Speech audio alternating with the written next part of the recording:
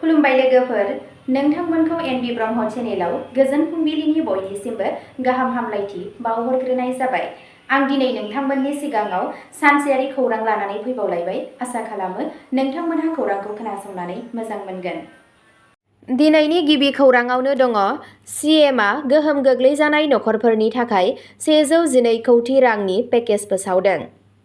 गिबि मन्थ्रि हिमन्त बिश्व शर्माया आसामनि दैबाना मददनि थाखाय 112 कौटि रां हगारदों। रायजो सोरखारा बावैसोनि दैबानाजों गोहोम खोख्लैजानाय नखरफोरखौ हेफाजाब होनो थाखाय 3 आगस्टआव बे सेथि पेकेजखौ फोसावदों। बे पेकेजनि सिङाव साफ्रोमबो खहा जानाय नखरफोरा 15,000 रां हरखाब राङारि मदद महरै मोनगोन। बे स्किमनि गिबि खोन्दोआव गाज्रि रोखोमै गोहोम गोग्लैनाय मोनब्रै जिल्लानि 60,000निबो बांसिन नखरफोरखौ लाफानाय जागोन। मावख'आरिफोरा अनुमान खालामदों दि बे मददखौ मोनग्रा नखरफोरनि अनजिमाया गासै 75,000सिम बांनो हागौ। सोरखारि हान्जाफोरा दासिमबो खहा जानाय ओनसोलफोराव खहा जानायखौ नायगासिनो दं, जाहाथे गोबां गोनां नखरफोरखौ नागिरनो हायो। शर्मा बिथाङा फोरमायबावो दि शिबसागर जिल्लायाव 35,000निबो बांसिन नखरफोरखौ हेफाजाब होनाय जादों। चराइदेवआव 19,000निबो बांसिन नखरफोर दं। जरहाटआव 4,000निबो बांसिन नखरफोर दं आरो गलाघाटआव 2,000निबो बांसिन नखरफोरखौ पेकेजनि थाखाय सायख'नाय जादों। हादोरसा सरकारा शिबसागर आरो चराइदेवनि नखरफोरखौ उफ्रा हेफाजाब होगासिनो दं, जाय बिथांमोनहा गाव गावनि न'आव थांफिननो हाया। जाय सुबुंफोरा 9 आगस्टनि गेजेराव जायगा सोलायगोन, बिथांमोनहा 10 आगस्टआव 10,000 रां उफ्रा मोनगोन। बे उफ्रा राङा बै सुबुंफोरखौ मदद होगोन जाय दासिमबो रिलिफ केम्प एबा अरायथा नङै थाग्रा खुलिफोराव थागासिनो दं। दैबानाया बिसोरनि न'फोरखौ आबुङै सिलिंखार खालामबाय एबा बिसोरखौ थानो थाखाय रैखाथि गैयै खालामदों। शिबसागर, चराइदेव, जरहाट आरो गलाघाटआव खहा जानायखौ नायबिजिरनो थाखाय 10 आगस्टनिफ्राय मोनसे आबुं हा थाखोनि सार्भे जागायगोन। बे सार्भेखौ फोजोबनायनि उनाव सोरखारा जोबथा मुजुरि रानना होगोन। शर्मा बिथाङा बेखौबो मिथिहोयो दि हादोरसाया पिएम सूर्य घर स्किमनि थाखाय गावनि बाहागोनि रांखौ हगारना होबाय। बे मावथांखिया नखरफोरखौ गावसोरनि मोब्लिबनि बिलफोरखौ बाङाइ खालामनो थाखाय गावसोरनि उखुमफोराव सलार सिस्टेम फसंनायाव मदद होयो।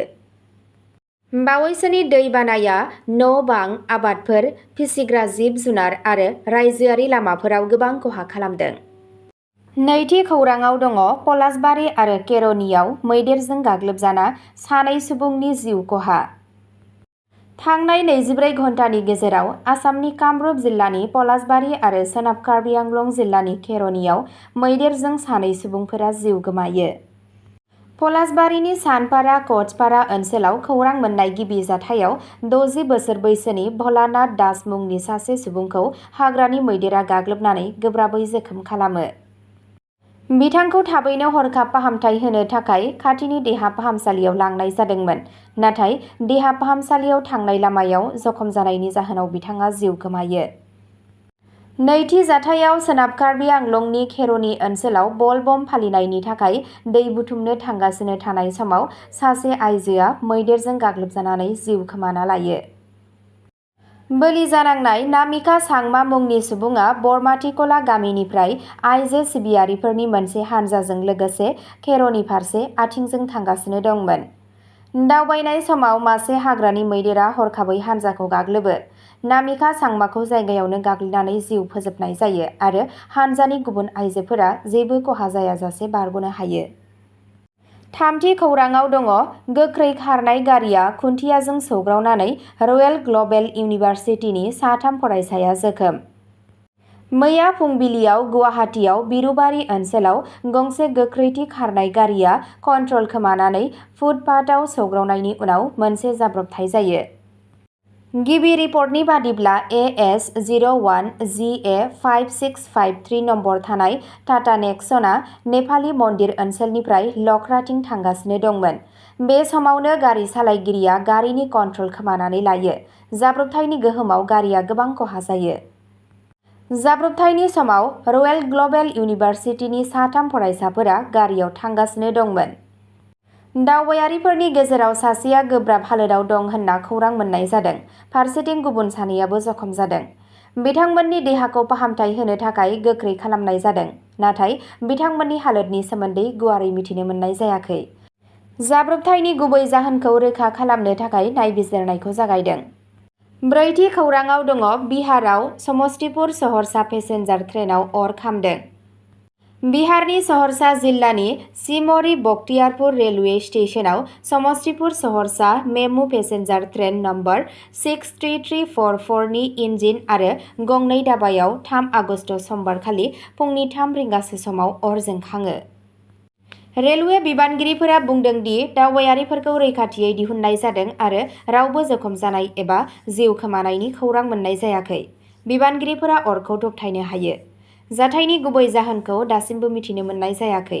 अर खामनायनि जाहोनखौ मिथिनो थाखाय रेलवे बिबानगिरिफोरा नायबिजिरनायखौ जागायदों। बाथि खौराङाव दङ बेंगुरा उन्दै हिन्जावसाखौ गोर्बोआव थानाय नुनो मोन्दों। मरानाव आथोनारि सोमोन्दो लाखिनायनि दायाव सासे सुबुंखौ हमदों। पुलिसआ बुंदों दि आसामनि मरानाव सासे बेंगुरा हिन्जावसाखौ आथोनारियै अनागार खालामनायनि थाखाय सासे सुबुंखौ खानाय जादों। मरान पुलिस थानानि सिङाव थानाय 2 नं बेजफोथार गामिनि थागिरि दायनिगिरि राबन मुन्डारिखौ हमनानै जुडिसियेल कास्टडियाव दैथायहरनाय जायो।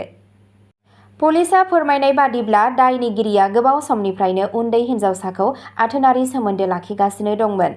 अजद होनाय बादिब्ला बियो हिन्जावसाखौ हुमखि होदोंमोन जाहाथे बियो रावनिबो सिगाङाव गाज्रि आखु दिन्थिनायखौ फोरमायनो हाया। हिन्जावसाया बावैसो सिगां गोर्बोआव थानायनि खौरां मोननायनि उनाव बे दायआ सोराङाव फैयो। बेनि उनाव बिनि नखरनि सोद्रोमाफोर आरो जायगानि थागिबिफोरा मरान पुलिसनो खौरां हरो। भुगिनांनाय नखरनि अजद होनायनि सायाव बिथा खालामनानै पुलिसआ केस रेजिस्टार खालामो आरो नायबिजिरनायखौ जागायो। बेनि उनाव दायनिगिरिखौ हमनानै बिजिरसालियाव दैथायहरनाय जायो। भुगिनांनाय नखरनि सुबुंफोरा दायनिगिरिखौ गोख्रों साजा होनांगौ होनना दाबि खालामदों। पुलिसआ फोरमायनाय बादिब्ला नायबिजिरनाया सोलिगासिनो दं। 6थि खौराङाव दङ रायमना नेशनेल पार्कआव फुंखा बसुमतारी थैनायनि सायाव मेजिस्ट्रियेल नायबिजिरनायनि बिथोन। 28 जुलाइआव भारत-भुटान हादोरनाङारि सिमायाव थानाय रायमना नेशनेल पार्कनि सिङाव हाग्रा रैखाथि होग्रा मावथिफोरजों गुलि गावग्लुंनाय जाथायाव जिउ खोमानाय फुंखा बसुमतारीनि थैनायनि सायाव कक्राझार जिल्ला खुंथायआ मेजिस्ट्रियेल नायबिजिरनो बिथोन होदों। कक्राझारनि डिपुटि कमिशनार पंकज चक्रबर्ती बिथाङा बुङो दि बे जाथायखौ लानानै गोबां राजखान्थि दोलो आरो आफादफोरनि दाबिफोरनि उनाव बे थिरांथाखौ लानाय जादों। जिल्ला खुंथायनिफ्राय फोरमायनाय बादिब्ला नायबिजिरनायाव नेशनेल पार्कनि सिङाव गुलि गावनाय आरो बसुमतारीनि जिउ गोमानायनि जाहोन आरो जाथायफोरखौ नायबिजिरगोन। डिपुटि कमिशनार बिथाङा बुङो दि जिल्ला खुंथायआ जाथायनि गुबै जाहोन आरो थासारिखौ मिथिनो थाखाय मेजिस्ट्रियेल नायबिजिरनायखौ खालामनो थिरांथा लादों। चक्रबर्ती बिथाङा बुंबावो दि नायबिजिरनायनि रिपर्टखौ दान मोनसेनि गेजेराव फोजोबनानै गथायनायनि आसा दं। 28 जुलाइनि बे रैखाथि मावफारियाफोरजों गावग्लुंनाय जाथायनि सायाव गुबुन गुबुन आफाद आरो राजखान्थि हान्जाफोरा उदाङै नायबिजिरनांगौनि दाबि दैखांदों। 7थि खौराङाव दङ जागुनाव ड्राग्स, हाथियार, गोथां गुलि बारुद जब्द, अरुणाचलनि सासे सुबुंखौ खायो।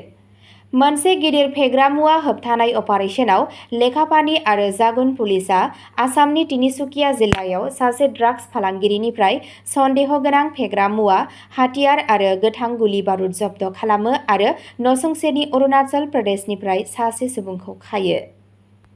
दायनिगिरिखौ नाथं कामचा होननानै सिनायथि मोननाय जादों, जाय अरुणाचल प्रदेशनि चांलां जिल्लानि नाम्पंनि थागिबि। बिथांखौ नाम्पंनिफ्राय आसाम फारसे होबथानाय मुवाफोरखौ लांबाय थानाय समाव हमनाय जादों। पुलिसआ फोरमायनाय बादिब्ला बे अपारेशनखौ टि संगालि इनपुटनि सायाव बिथा खालामनानै खालामनाय जादों।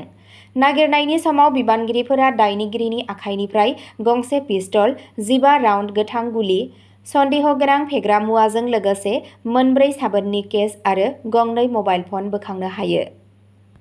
मोनसे केस रेजिस्टार खालामनाय जादों आरो जब्द खालामनाय फेग्रा मुवानि फुंखा आरो थांखिजानाय थावनिखौ मिथिनो थाखाय आरो दायनिगिरिया गुवार ड्राग्स फालांगि नेटवर्कजों सोमोन्दो दं ना गैया बेखौ मिथिनो थाखाय आरोबाव नायबिजिरनाया सोलिगासिनो दं।